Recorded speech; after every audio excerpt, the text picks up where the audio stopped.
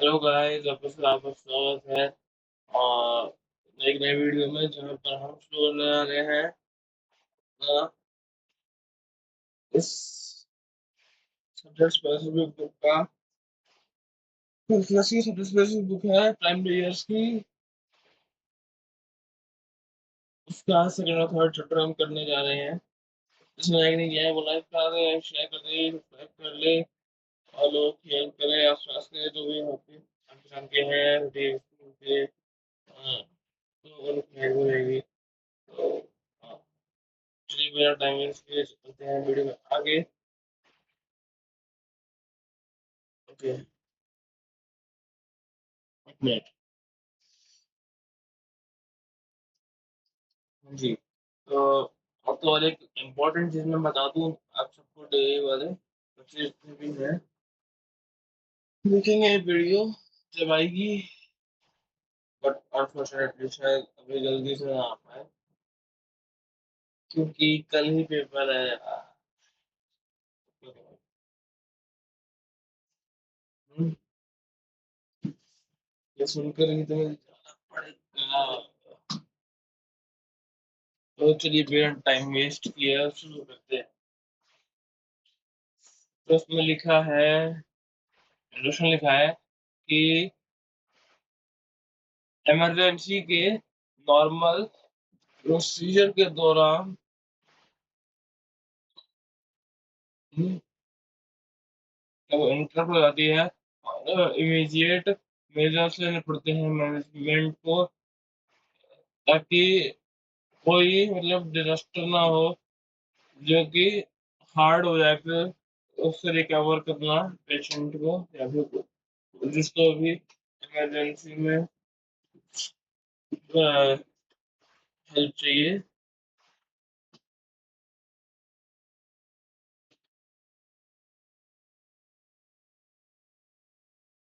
और disaster management है मिलती जुलती काम हम उसको कह सकते हैं, जो कि इमरजेंसी मैनेजमेंट के थ्रू इक्वेट नहीं होनी चाहिए। है?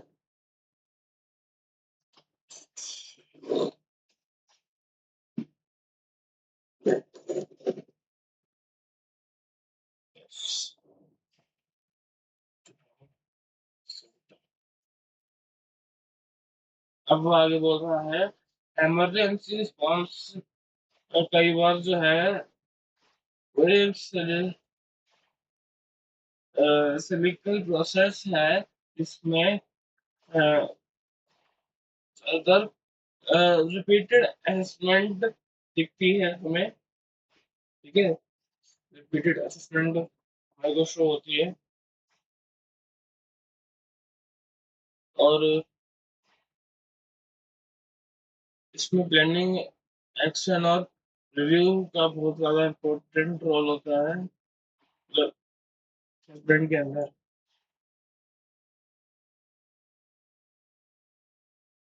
और ये एक इनिशियल असेसमेंट के साथ शुरू होती है और ट्रिगर की जाती है स्पॉन्टेनियसली एक डिजास्टर इवेंट से, या फिर जो ऑफिशियल्स होते हैं ऑथराइज करते हैं मोबिलाइजेशन को पीपल्स को मोबिलाइज करते हैं ताकि रिसोर्सेज को और पीपल को मोबिलाइज करते हैं ताकि कुछ गड़बड़ ना हो जाए, इसलिए सेफ्टी मेजर्स करते हैं।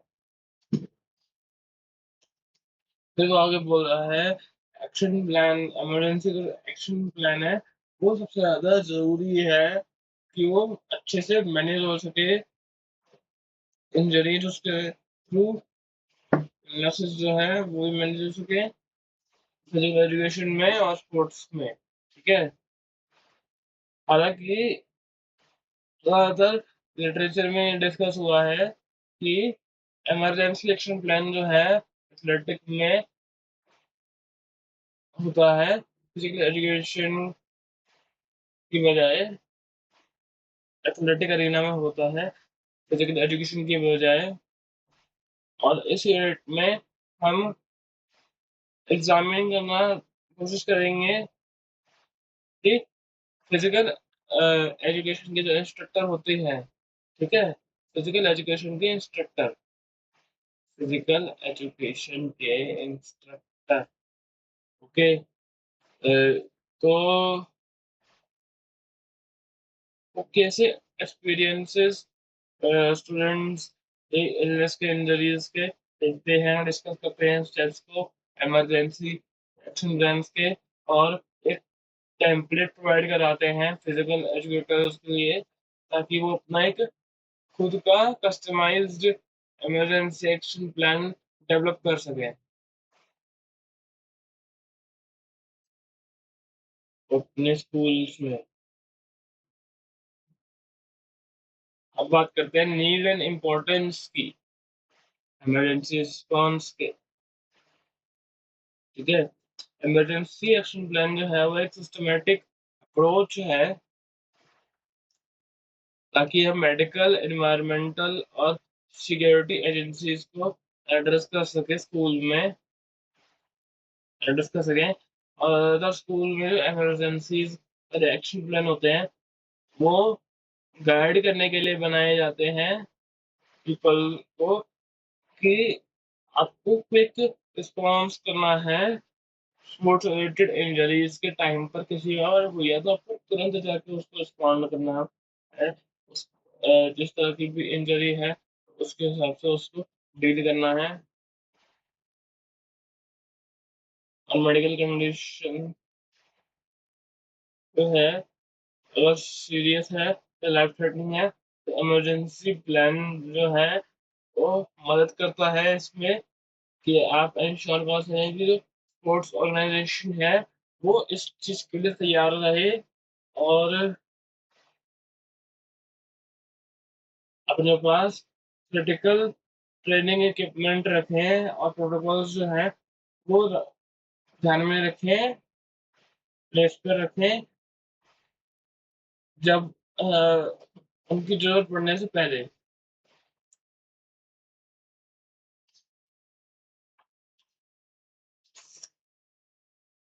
ठीक है। और अब बात करते हैं एग्जाम्पल्स की कुछ, जो कि इंजरीज से हो सकते,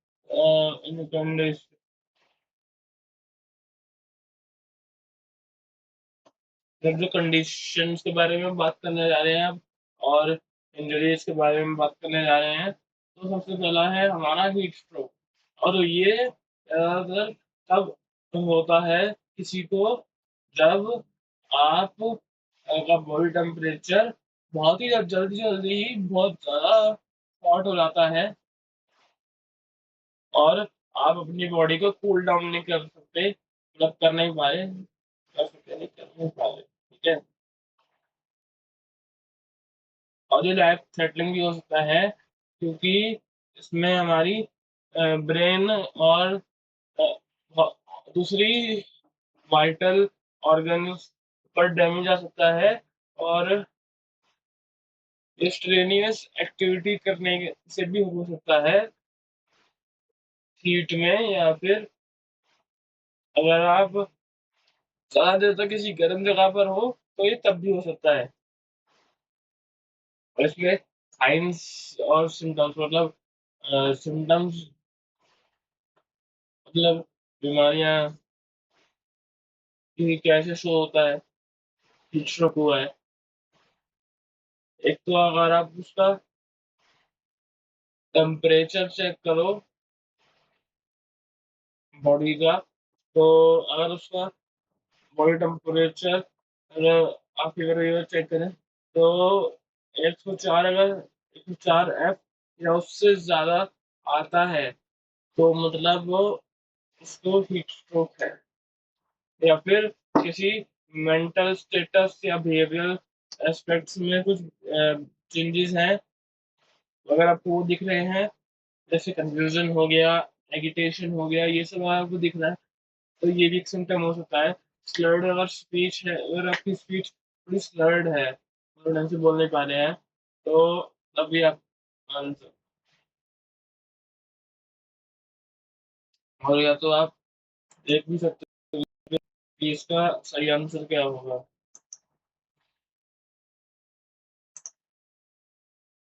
फ्लड फिश है क्या मतलब होता है, नॉर्मली देख सकता है।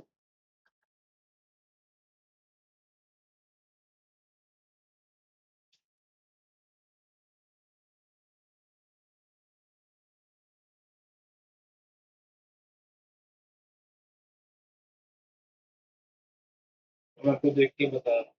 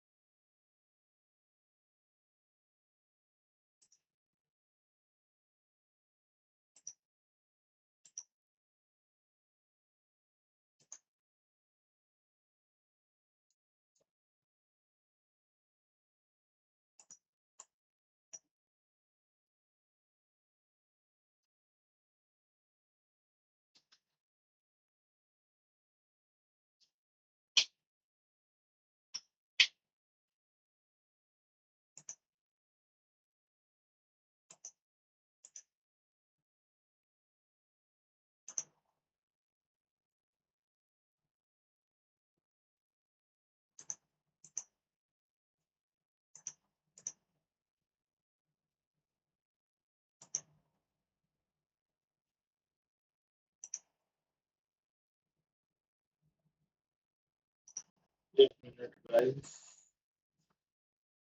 मैं बस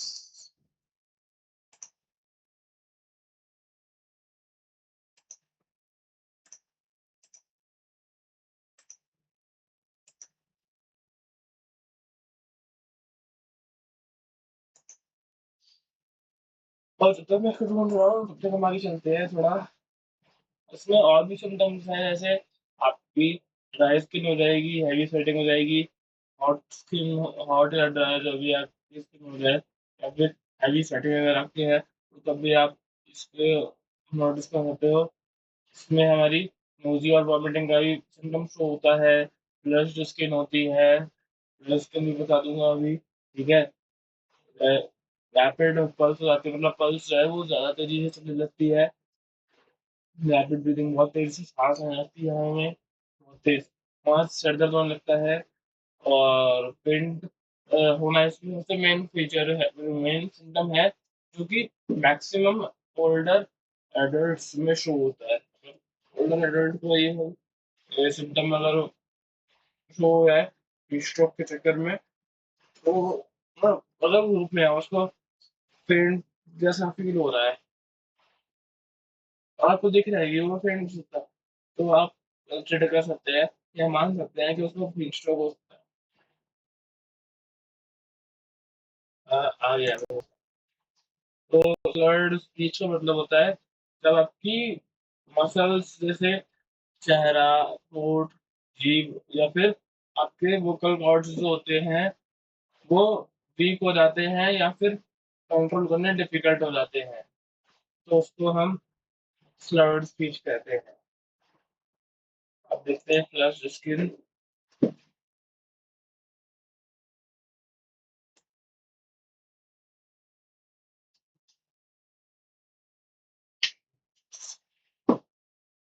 फ्लश स्किन मैंने आपको बताया था, वो होता है कि आपकी जो फेस और नेक या चेस्ट जो है वो वाइड होने लग जाती है, और मतलब सडन रेंडन हो जाती है, लाल हो जाती है थोड़ी थोड़ी।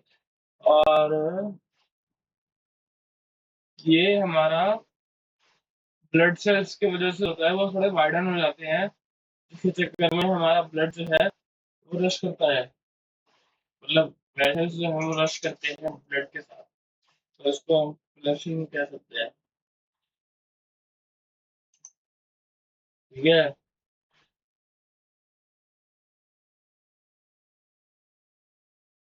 रैपिड पल्स बता दिया मैंने आपको, हेडेक बता ही दिया, और पेंडिंग डॉक्टर सबको बताई है और मैंने बता भी दिया, ठीक है।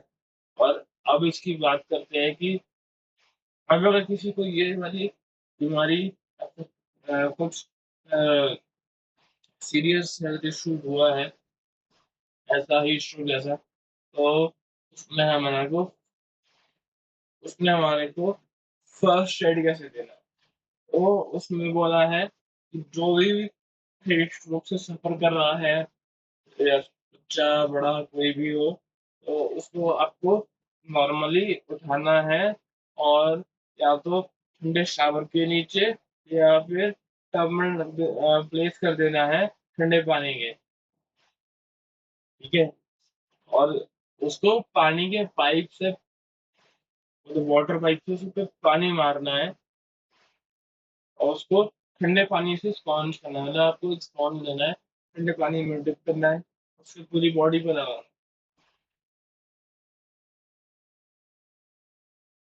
और आपको उसको पंखा करना है जब तक अ,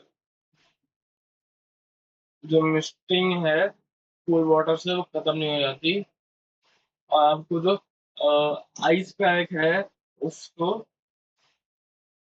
या फिर आपको जो ठंडा गीला तौलिया है उसको उसके नेक, एम्पिट्स और ग्रोइन पार्ट पे रखना है, और उसको डैम्प शीट से कवर करना है। उसमें कुछ एलर्जिक रिएक्शंस भी होते हैं, और अस्थमा भी होता है। इसके एलर्जिक रिएक्शंस हैं और सिम्टम्स हैं, जो कि है हमारा नॉइजी ब्रीदिंग, या फिर ब्रीदिंग करने में डिफिकल्टी, स्वेलिंग, हमारा एक सिम्टम हो जाता है उसमें टंग का। टंग में हमारी स्वेलिंग होती है, हमारे को स्वेलिंग होने लगती है, और टाइटनेस फील होने लगती है थ्रोट में। हमारे को बात करने में थोड़ी सी डिफिकल्टी होती है। उस केस पे जो मैंने बताया, अस्थमा और एलर्जिक रिएक्शंस के टाइम पे, ठीक है, हमारे को बार बार खांसी आती है, हमारे को डिजीनेस होती है बार बार, हम या फिर कोलैप्स हो जाते हैं, हमारे को पेलनेस होती है और फ्लॉपीनेस भी होती है।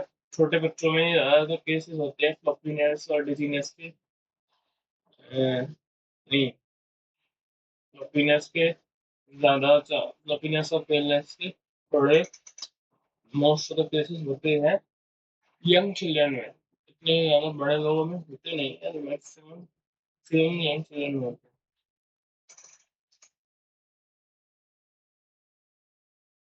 इसमें हमारा एब्डोमिनल पेन भी आ सकता है, और वॉमिटिंग भी आ सकती है। ठीक है, वॉमिटिंग।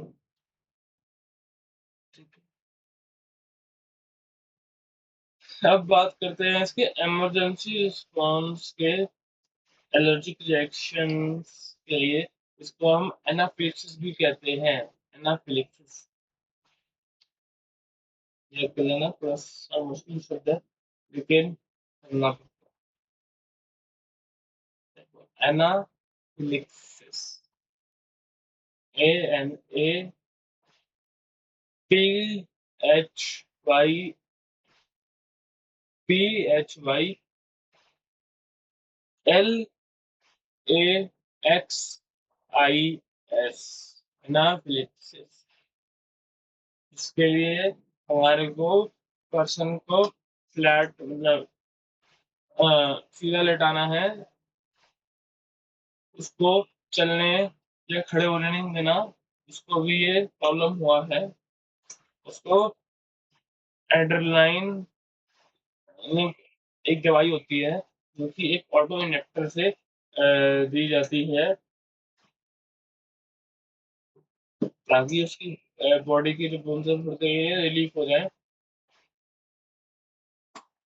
अ, आप वो चीज उसको एपीपेन करके ना, एक चीज आती है, मैं आपको शो तो नहीं कर सकता,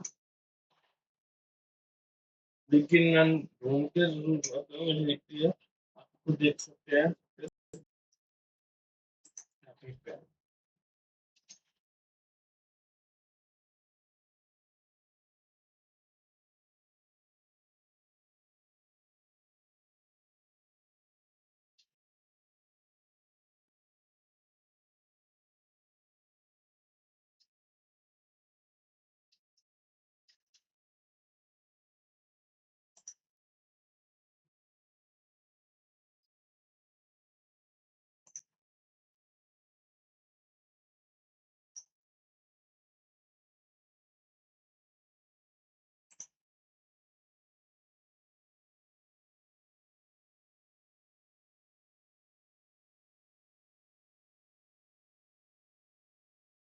ये हमारा एक इंजेक्शन की तरह होता है।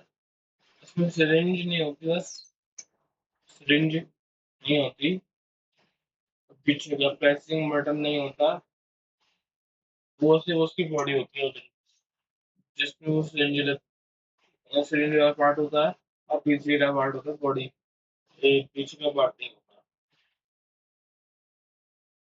तो वो कुछ एक्टिविटी करती है, उसको लोड करके फिर बॉडी के अंदर निकली जाती है, तो मतलब उसे शांत हो जाती है, फिर बाकी कुछ नहीं किया जाता है। और फिर लास्ट में उन्होंने ये बताया है कि आप मेडिकल इमरजेंसी में एम्बुलेंस को कॉल कर, और अस्थमा अटैक के लिए सिम्टम्स उन्होंने लिखे हैं आगे कि इसमें हमारे को डिफिकल्टी फाइंड होती है बहुत ज़्यादा सांस लेने में। ठीक है, सांस लेने में बहुत ज़्यादा डिफिकल्टी फील होती है और हम ज़्यादा बोल नहीं पाते कंफर्टेबली। तो और अगर हमारे लिप्स ब्लू हो रहे हैं तो ये भी एक सिम्टम काउंट हो सकता है, क्या होता है। अगर हमारे ये लिप्स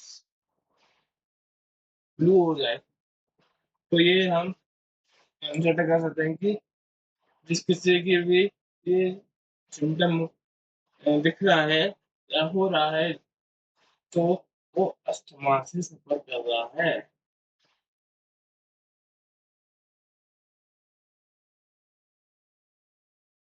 और इसके जो सिम्टम्स हैं वो बहुत ज्यादा जल्दी बिगड़ते जाते हैं,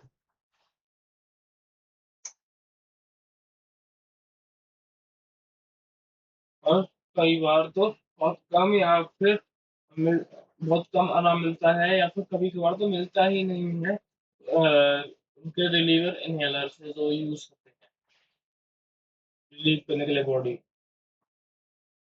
और इसमें हमारे को फर्स्ट एड क्या है,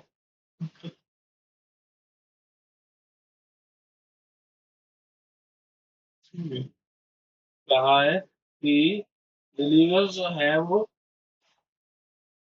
एक बॉडी को जल्दी से जल्दी रिलैक्स करने के लिए एक्ट करते हैं,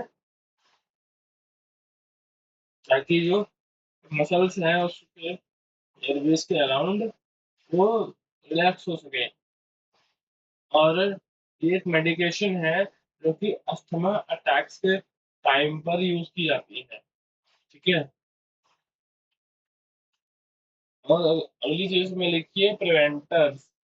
तो प्रिवेंटर्स जो होते हैं वो धीरे धीरे, हाँ, एयरवेज बनाते हैं, जो कि बहुत कम सेंसिटिव होता है ट्रिगर करने के लिए। और आपको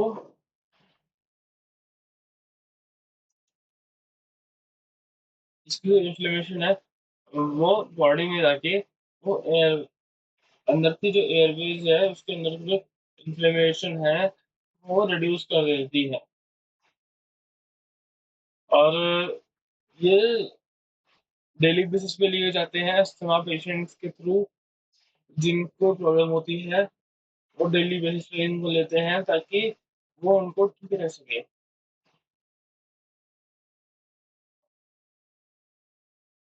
और इन केसेस में, अस्थमा जैसे केसेस में, हमारे को अस्थमा वालों को थेरेपीज प्रोवाइड करनी पड़ती हैं, जो कि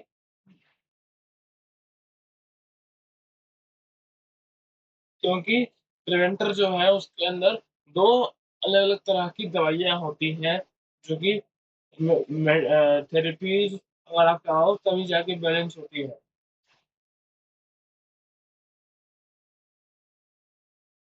अगली बात आती है कार्डिक अरेस्ट की, कार्डियक अरेस्ट।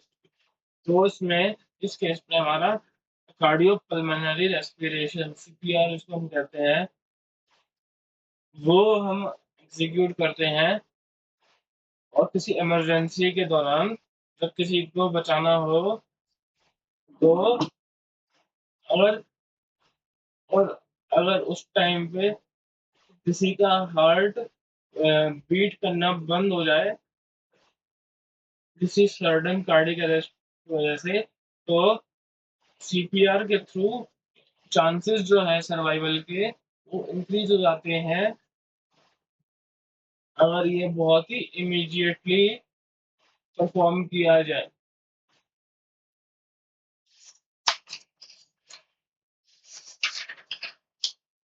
अब इसके कुछ स्टेप्स हैं जो कि है कि जब आप सीपीआर परफॉर्म करो तो पहले तो अपना आप ब्रीदिंग चेक करो पेशेंट का। उसके बाद 112 वाली नंबर पे कॉल करके एम्बुलेंस को कॉल करो।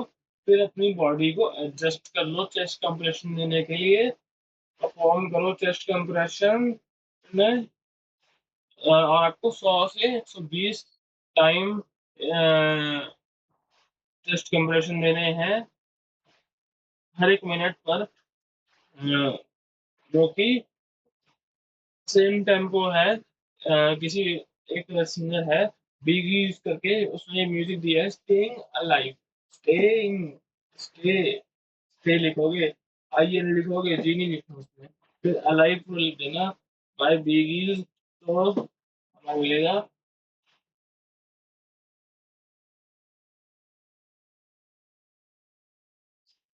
और इसमें हर किसी के लिए अलग अलग टाइप से इंचेस दिए हुए हैं। जैसे एडल्ट का, जब एडल्ट के लिए जब ये वाला परफॉर्म करोगे आप, तो 2 इंचेस आपका मतलब पूरा ऐसे हाथ जो आप बनाओगे चेस्ट लाइन करके, तो दिख रहा है ना, ऐसे आप बना लिया, ठीक है। और 2 फीट नीचे जाना चाहिए आपका पुश, तो अब और आपको 30 कंप्रेशन देने हैं 100 के 100 पर मिनट पर 30 कंप्रेशन। चाइल्ड के लिए भी आपको सेम एडल्ट वाला इंच पूरा जाना पड़ेगा। 2 इंच एडल्ट के लिए डेप्थ जाएगी और 2 इंच अ, एक हाथ से एक हाथ से जाएगा उसमें बस। 30 कंप्रेशन 2 इंच से, मतलब एक हाथ से 2 इंच तक आपका 30 टाइम्स जाएगा चाइल्ड के केस में, और 2 फिंगर से जाएगा 1.5 इंचेस अगर कोई इन्फेंट चाइल्ड के ये वाली सिचुएशन आती है तो। 30 chest compression as per the rate of 100 per minute. और इसके बीच में हमेशा हर जब कंप्रेशन दोगे तो उसके बीच में चेस्ट को राइज होने का टाइम मिलना चाहिए। और वैसे हमारी चेस्ट खुलती है ना तो खुलने का टाइम मिलना चाहिए।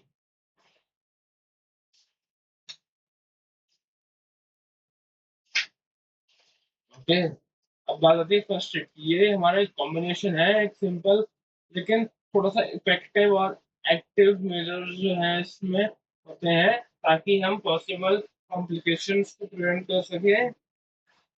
फर्स्ट एड का मतलब है एक ट्रीटमेंट जो कि दी जाती है एक पेशेंट को जब तक एक प्रॉपर मेडिकल हेल्प नहीं आती।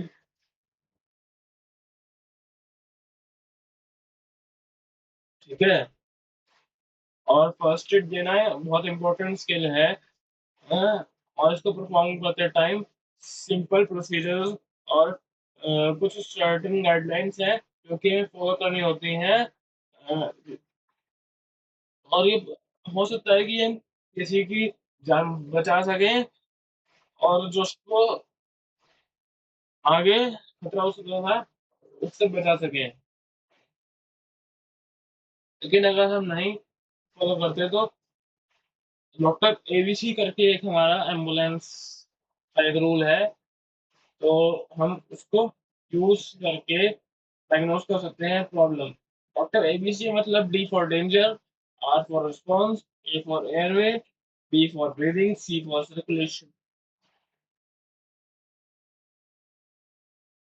तो डी फॉर डेंजर का मतलब है कि आपको इंश्योर करना है कि जो पेशेंट है वो अब किसी भी तरह के खतरे से बाहर है। रिस्पॉन्स मतलब आपको चेक करना है कि अगर पर्सन में होश-हवास में नहीं है और वो बात नहीं कर पा रहा है, वो बात करने की कोशिश नहीं कर रहा है, तो उसके रिस्पॉन्सेज़ को चेक करो ताकि आपको अलर्ट मिल सके। जैसे वॉइस को आप चेक कर सकते हो। अ, अपने हाथ को प्लेस करके उसकी बॉडी पे। ए फॉर एयरवेज़ मतलब आप एयरवे को अलाउ करोगे, ऑक्सीजन जानी चाहिए बॉडी के अंदर। अगर पर्सन होश में नहीं है, तो ये हो सकता है कि जो भी लड़का या लड़की है, उसका एयरवे जो है वो ब्लॉक्ड है। इसकी वजह से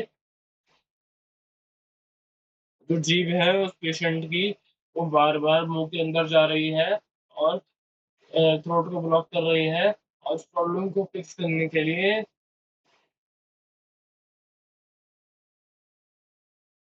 जो पेशेंट है उसको साइड पर अ,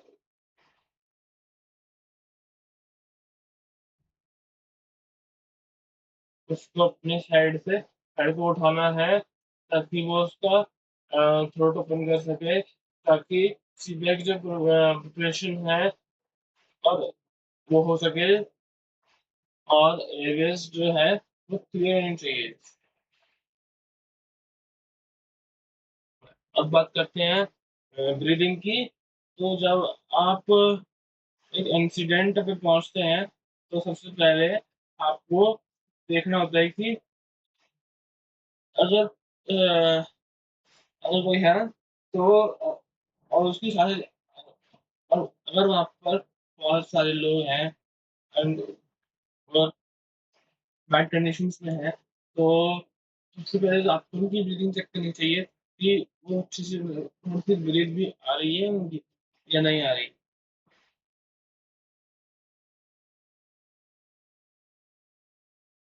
और ये आप कैसे आइडेंटिफ़ाई कर सकते हो? ये आप देख के पता कर सकते हो कि जैसे कि आपने देख लिया कि चेस्ट ऊपर-नीचे हो रही है, तो इसका मतलब ब्रीथिंग आ रही है। या फिर अपना कान आपने उस पेशेंट के चेस्ट के ऊपर रख लिया और आपको आवाज़ आ रही है हार्ट की, तो मतलब आप समझ सकते हैं कि ब्रीदिंग आ रही है।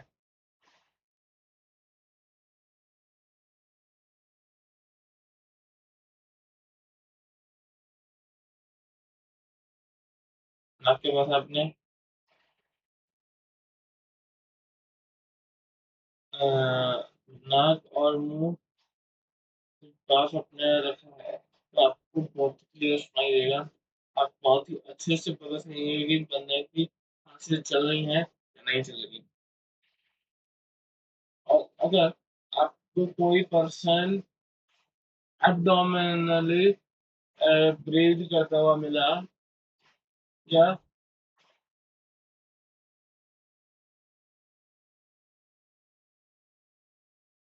नहीं भी और ढंग से ब्रीथ नहीं भी कर रहा, तो उसको शांति से एक साइड पर ले आओ ताकि आप सर्कुलेशन के लिए चेकिंग कर सको।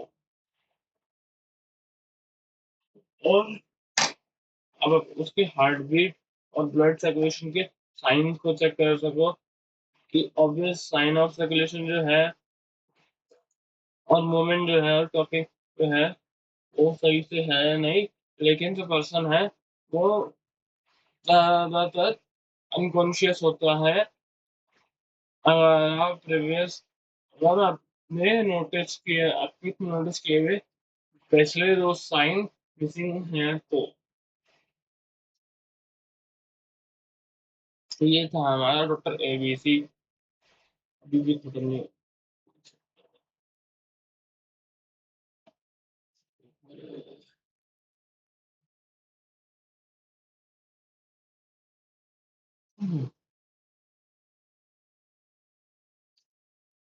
फर्स्ट एड की बात करें तो इसका जो पर्पस है वो लोगों की लाइफ को थोड़ा प्रिजर्व करना है, असिस्ट करना है रिकवरी और प्रिवेंट करना है एग्रेवेशन को इंजरी की एग्रेवेशन जो हो रही है इंजरी पे उससे प्रिवेंट करो। ठीक है, जब तक सर्विसेज जो डॉक्टर की सर्विस है आपको मिलना ही जाती तब तक आपको ये चीज़ करनी है, या फिर जब तक आप हॉस्पिटल नहीं पहुंच जाते तब तक आपको करनी है, या फिर पेशेंट के होम तक नहीं पहुंच जाते तब तक करनी है। और हमेशा किसी को बोलो कि जो घर के आसपास है उसको बोल दिया करें कि ऐसे केसेस में जब भी कोई आपके आसपास हो तो उसको बोलें कि आप जरा 112 पे कॉल कर दें, या फिर आप खुद भी कर सकते हैं, आपके पास फोन होते हैं आसपास तो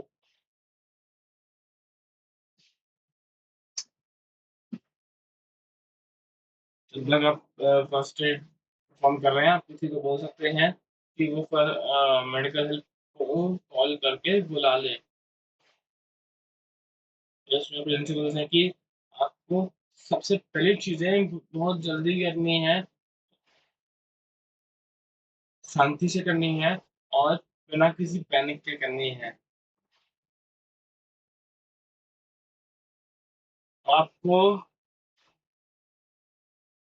गार्ड करना है किसी भी चोट के अगेंस्ट और उसको ट्रीट करना है। किसी शॉक के लिए उसको मूव करके पेशेंट को जितना मतलब थोड़ा या फिर जितना से हो रहा है उतना।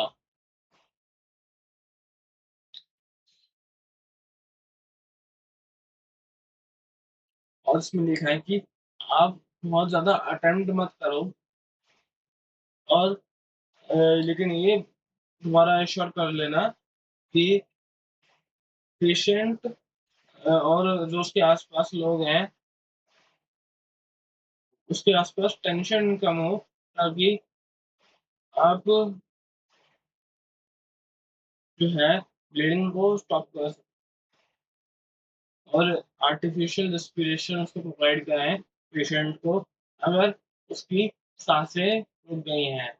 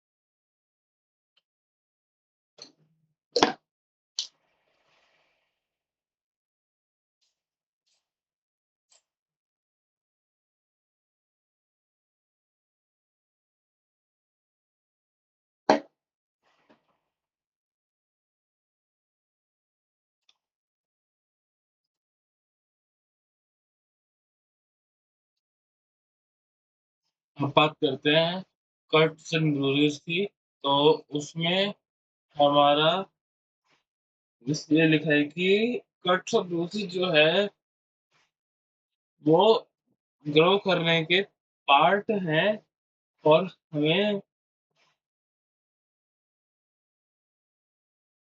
पैरानॉइड नहीं बनना चाहिए चिल्ड्रन की सेफ्टी का रिगार्डिंग, और उन्हें प्रिवेंट करना चाहिए एक्सप्लोर करने से। और ये है कि साथ ही साथ सेम टाइम पर आपको ये बताना चाहिए कि कब क्या करना है। अगर कोई अपने आप को इंजर कर ले, अगर कट ज़्यादा डीप है, तो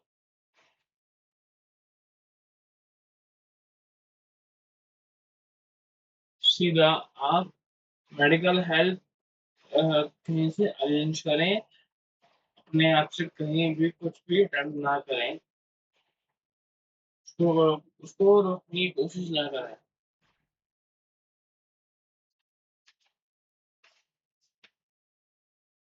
अब इसमें क्या करना होता है कि अगर सर ये वाला केस आ रहा है डीप कट वाला, तो रोके थे हमें, बताओ क्या करना चाहिए। तो सबसे पहले तो आपको एक साफ कपड़ा जो है उसको घाव पर लगा देना चाहिए और रिंस कर देना चाहिए वाउंड। मतलब क्या है कि पहले घाव को अच्छे से साफ कर लो, रिंस करके पानी से। फिर अगर अ, आपका जो घाव वो ब्लीड कर रहा है, तो उस पे प्रेशर अप्लाई करो, जिससे कि ब्लड का जो फ्लो है वो रुक जाए। और फिर एक वो बोल रहा है बैंडेज या फिर गूज को यूज करो, स्टेरलाइन गूज को यूज करो, ग्लाउज ग्लाउज ये यूज करो उसको स्टॉप करने के लिए। और फिर उसने कहा है कि आपका जो इंजर्ड पार्ट है उसको आप अपने हार्ट लेवल से ऊपर रखो, ताकि आपका जो ब्लड ब्लीडिंग है वो थोड़ा स्लो डाउन हो जाए। हार्ट लेवल थोड़ा सा ऊपर रखें ताकि अगर ब्लीडिंग रुक जाए, स्लो डाउन हो जाए, और थोड़ी देर के लिए हमें ट्रीटमेंट का टाइम मिल सके।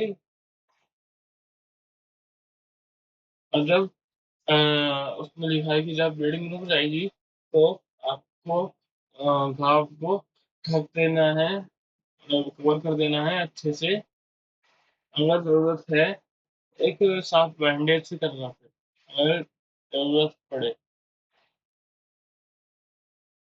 और इसमें प्रिवेंशन है कि हमें बच्चों को सिखाना है कि शार्प ऑब्जेक्ट्स जो होते हैं उनको कैसे हैंडल करना है सही तरीके से, और उनको सिखाना है जब वो करें हैंडल। और चिल्ड्रन के लिए मतलब बच्चों के लिए वातावरण जो है स्कूल और होम में,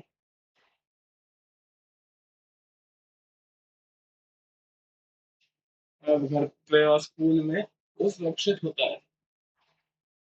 या तो वो शार्प कॉर्नर्स अवॉइड करें, ग्लास फर्नीचर, या तो वो पहने कोनों वाले चीज़ों को ना रखें, कांच के कांच का कुछ भी फर्नीचर ना रखें। और नाइफ वगैरह जो है वो बच्चों के माउथ से थोड़ा दूर रखें। अब बात आती है हीट एक्सहॉशन की। तो इसमें हमारा साइन और सिम्टम है कि हमें बहुत ज़्यादा प्यास लगने लगती है, सीवियर थर्स्ट में, हमारी मसल वीक होने लगती हैं, नोज़िया हो जाता है, कई बार वॉमिट हो जाती है, सिर दर्द हो जाता है, स्वेटिंग बहुत ज़्यादा होने लगती है, कई बार पसीना ऐसे हमारा आता है तो बहुत ज़्यादा आने लगता है उस टाइम पर, ठीक है? हमारा रिस्पॉन्सिवनेस या फिर लॉस ऑफ कॉन्शियसनेस जो है, वो कम होता रहता है और हमें साँस लेने में दिक्कत होती है। असल में हमें करना क्या है, अगर ये साइन और सिम्पटम्स किसी में दिख रहे हैं, किसी बच्चे को दिख रहे हैं, तो सबसे पहले तो उसको एक छाँव वाले एरिया में लेकर आओ, उसको अनड्रेस करो और उसको लेटाओ, उसके फीट्स को एलिवेट करके।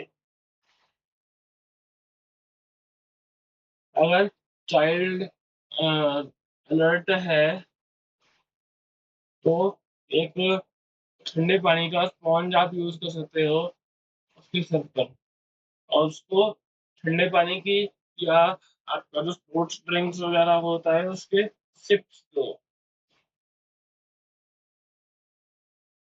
और अगर वो वॉमिट करे तो दूसरी साइड उसको टर्न कर दो ताकि चोकिंग से बच सके। और किसी स्ट्रोक के केस में तो आपको इमीडिएटली ही मेडिकल हेल्प लेनी पड़ेगी।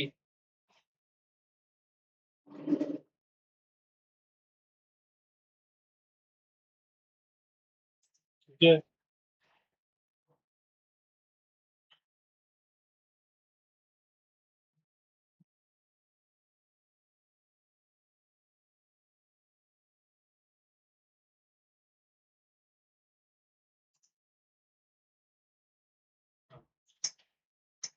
अब बात करते हैं हम